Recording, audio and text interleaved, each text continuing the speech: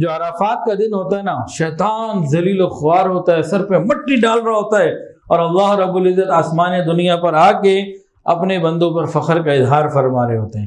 فرماتے ہیں میرے بندوں، اگر تمہارے گناہ ریت کے ذروں کے برابر ہیں، یا دنیا کے دنوں کے برابر ہیں، یا بارش کے قطروں کے مانے، سب معاف کر دی۔ بلکہ عرفات کے میدان میں اتنی رحمتوں کا نزول ہوتا ہے، حدیث کے اندر آتا ہے کوئی شخص اگر یہ خیال کرے کہ آج میری تو مغفرت نہیں ہو سکتی، میں تو بڑا گناہ گار ہوں، میری تو مغفرت نہیں ہوگی، اللہ رب العزت اس بندے کے اوپر ناراض ہوتے ہیں، تم میری رحمت کو اتنا چھوٹا کیسے کر سکتے ہو؟ کوئی بندہ حج کرنے والا 9 ذوالحجہ کو عرفات کے میدان میں ہو اور یہ گمان کرے کہ میری مغفرت تو نہیں ہوئی، اللہ اس بندے سے ناراض ہوتے ہیں، ایسی کیوں بات کر رہے ہیں بھائی تو؟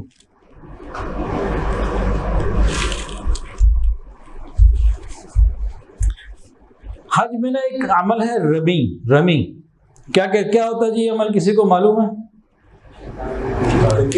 شیطان کو کنکریاں مارنا۔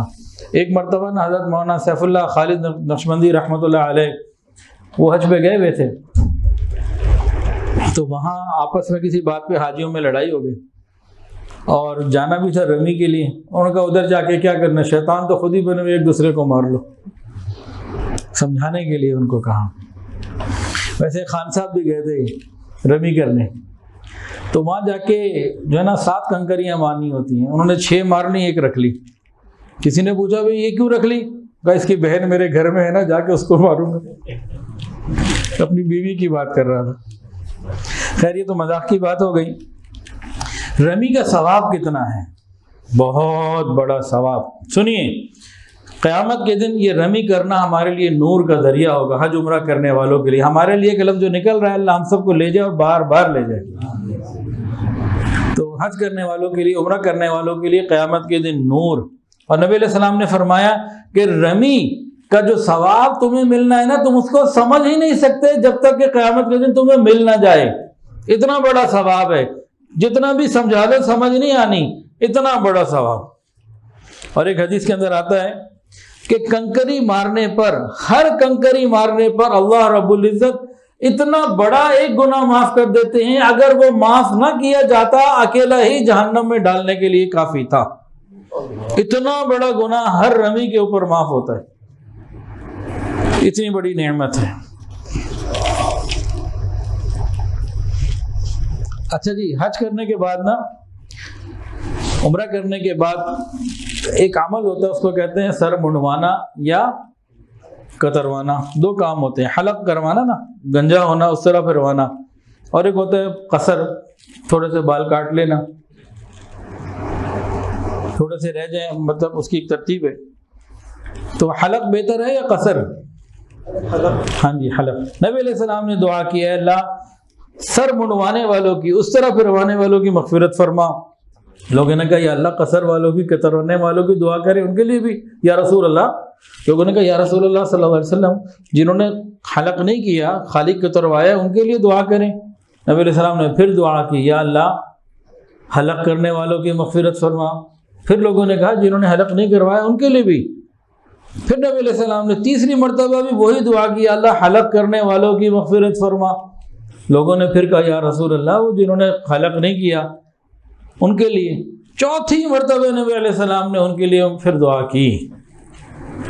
یہ بال تو ختم ہو جاتے ہیں اور بال تو پھر دوبارہ آ جاتے ہیں، تو نبی علیہ السلام کی 3 دعائیں لینا بہتر یا حلق نہ کروا کے 1 دعا لینا بہتر؟ بندہ خود اپنی سوچ سے کام لے۔ اور جو قصر کرواتے ہیں نا، ان میں سے اکثر لوگ گڑبڑ کرتے ہیں، اور جس نے 2-3 دفعہ کروانا ہے اس کے تو بال رہ ہی نہیں جاتے، کیونکہ جب قصر بھی کرنے ہیں تو ایک خاص تعداد ہے بالوں کی، اتنے ضرور کٹنے چاہیے۔ اس معاملے میں لوگ بہت گڑبڑ کرتے ہیں۔ حضرت عبداللہ ابن عمر رضی اللہ تعالی عنہما، یہ کن کے بیٹے ہیں؟ حضرت عبداللہ ابن عمر رضی اللہ تعالی عنہما فرماتے ہیں کہ ہم حج کے دوران مینا کی مسجد میں نبی علیہ السلام کی خدمت میں حاضر تھے۔ 2 شخص آئے، ایک انصاری اور ایک ثقفی۔ انہوں نے پوچھا یا رسول اللہ ہم آپ سے کچھ سوال پوچھنے آئے ہیں۔ نبی علیہ السلام نے فرمایا تم پوچھنا چاہو تو تم پوچھ لو، اگر کہو تو میں تمہیں بتا دوں تم کیا پوچھنے آئے ہو۔ کہ یا رسول اللہ پھر آپ بتا دیجئے ہم کیا پوچھنے آئے۔ پھر نبی علیہ الصلوۃ والسلام نے فرمایا کہ تم حج کے متعلق سوال پوچھنے آئے ہو کہ حج کے ارادے سے گھر سے نکلے تو کیا ملے گا، طواف کے بعد 2 رکعت پڑھیں گے تو کیا ملے گا، صفا مروہ کریں گے تو کیا ملے گا، عرفات میں ٹھہریں گے تو کیا ملے گا، شیطان کو کنکریاں ماریں گے تو کیا ملے گا، قربانی کا اجر کیا ہے، طواف زیارت کا کیا ہے، تم یہ پوچھنے آئے ہو۔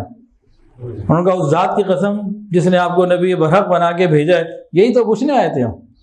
پھر نبی علیہ السلام نے ایک ایک بات کی وضاحت کی، سنتے جائیے اور مانگتے جائیے، اللہ ہم سب کو بار بار حج عمرے کی توفیق عطا فرمائے۔ فرمایا حج کا ارادہ کر کے گھر سے نکلنے کے بعد تمہاری سواری اونٹنی وغیرہ جو قدم رکھتی ہے اٹھاتی ہے، اس کے بدلے تمہارے اعمال میں ایک نیکی لکھی جاتی ہے، گناہ معاف کیا جاتا ہے۔ طواف کے بعد 2 رکعت پڑھنے کا ثواب ایسے ہے جیسے کسی عربی غلام کو اللہ کے راستے میں آزاد کیا ہو۔ صفا مروہ کے درمیان سعی کرنے کا ثواب 70 غلاموں کو آزاد کرنے کے برابر۔ عرفات کے میدان میں وقوف عرفات کا ثواب یہ ہے، اللہ تعالیٰ آسمان دنیا پہ نازل ہو کر فرشتوں سے اظہار فخر فرماتے ہیں اور فرماتے ہیں میرے بندے دور دور سے پراگندہ بال آئے ہیں، میری رحمت کے امیدوار ہیں، اگر ان لوگوں کے گناہ ریت کے ذروں کے برابر ہوں یا بارش کے قطروں کے برابر یا سمندر کی جھاگ کے برابر، سارے معاف کر دیے۔ میرے بندے جاؤ، میرے بندوں جاؤ، بخشے بخشائے چلے جاؤ، تمہارے بھی گناہ معاف ہیں اور جن کی تم سفارش کرو گے ان کے بھی گناہ معاف ہیں۔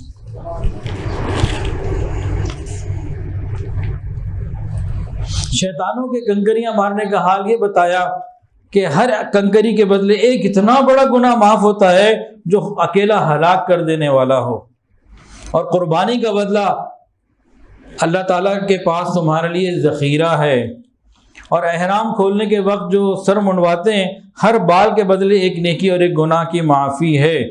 اس کے بعد جب انسان طواف کرتا ہے تو ایسے حال میں کرتا ہے اس میں کوئی گناہ نہیں ہوتا، اور فرشتہ دونوں کندھوں کے درمیان ہاتھ رکھ کے کہتا ہے اب نئے سرے سے زندگی شروع کرو، پچھلے تو سارے ہو گئے معاف۔